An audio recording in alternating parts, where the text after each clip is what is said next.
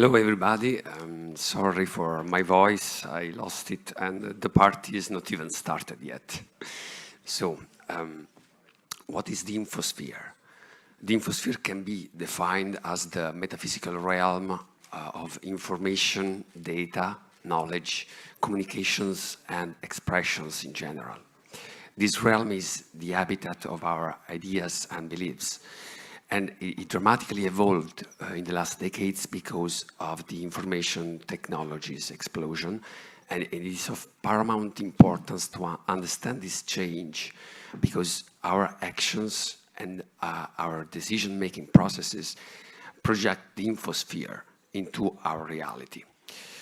The phenomenology of the infosphere is vast and complex, but we focus on some very strategic aspects. In particular, we focus on the general dynamics of information. We look at the dynamic of information as a market where you have supply of news, demand of news, and the process of diffusion. And what we are trying to do is to assess the status of health of all these information flows. Then we look also at the evolution of the public discourse. We look at the rise, competition, and fall of narratives and all the underlying values and identities that guide the development of our societies. Then, of course, we look also at the emotional level. So through the emotional analysis, we try to understand how people react to these narratives and what kind of emotions are triggered and expressed in the information dynamics online.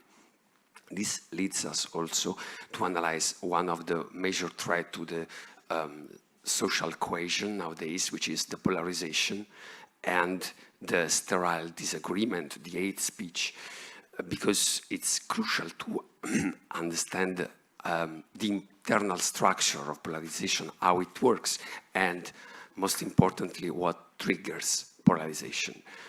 On the other hand, there's also how to rebuild trust, which is one of the main weapons we have to fight polarization. So we track the trust flows, how we trust news sources, how we trust news outlets, and what makes a news source trusted even by very opposite factions, for example.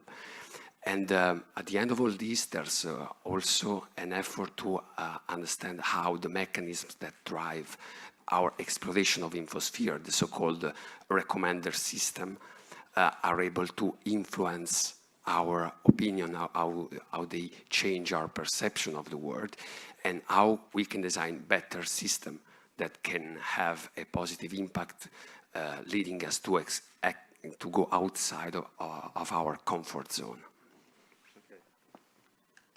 So thank you for the invitation. I'm a sort of guest because I'm a social scientist doing a sabbatical here with hard scientists. So it's very difficult to talk about infosphere because there are lots of common sense, and we always talk about fake news every day, and so I will, in few minutes, I will say 5 concepts.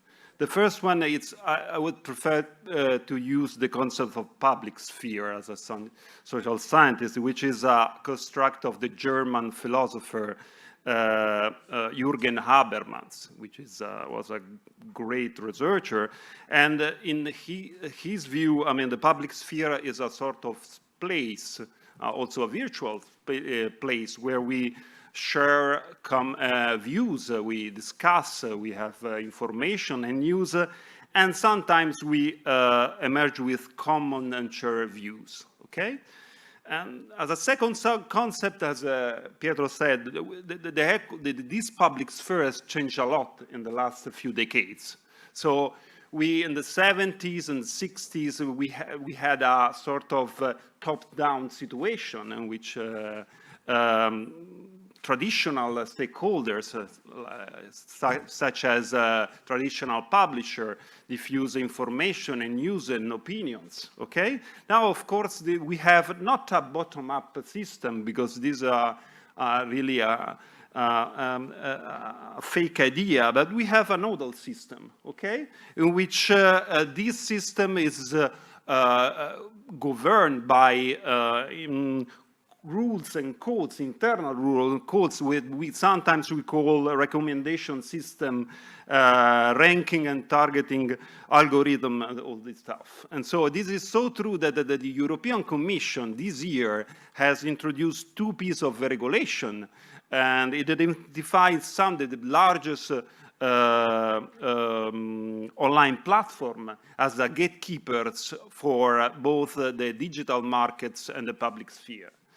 As a counteract, there is a declining role of traditional stakeholders, and especially traditional publishers. So with a waning reputation, and they are also struggling to find new business models. So we have a new ecosystem, we have public sphere, and it's not new that we have different opposing opinions. What is new that we are lacking of mechanisms that try to find shared views. This, for me, is the real point, is that there is no one mechanism that makes all these different opinions converge to a shared view. And this is a big problem.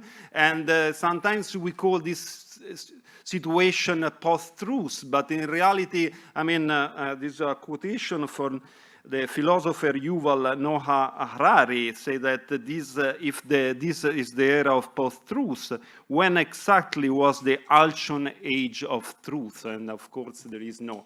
The idea is that what triggered the new situation was this movement through a new public sphere. So, and with this, of course, we have also what we call the infodemic. So, well, infodemic is, I mean, is a new term that means a rapid, far-reaching spread of both accurate and inaccurate information and news. And these, as economists, remind me a very old financial law from a merchant, English merchant of the 16th century, which was Sir Thomas Gresham. And Sir Thomas Gresham, talking about the financial system, said that many times the bad money drive out good money. And it seems to me that sometimes in our new public sphere, the low quality information is to drive out the good quality information.